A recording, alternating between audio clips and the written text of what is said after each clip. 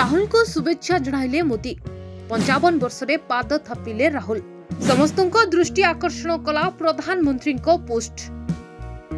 55 वर्ष रे पाद थापिछंती विरोधी दल नेता Rahul Gandhi.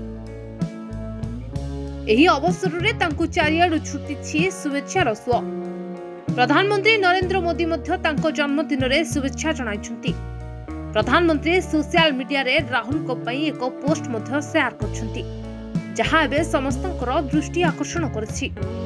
Modi social media X ray लिखिछंती, लोकसभार विरोधी दल नेता राहुल गांधी को जन्मदिन शुभेच्छा। तांको दीर्घ एवं सुस्थ जीवन पई आमे प्रार्थना करूछि। सेहिपरि कांग्रेस राष्ट्रीय अध्यक्ष मल्लिकार्जुन खड़गे, प्रतिरक्षा मंत्री राजनाथ सिंह, केंद्र मंत्री नितिन गडकरी समेत वरिष्ठ कांग्रेस नेता माने राहुल को जन्मदिन रे शुभेच्छा जणाइछंती। Bureau report, Hiranchal live.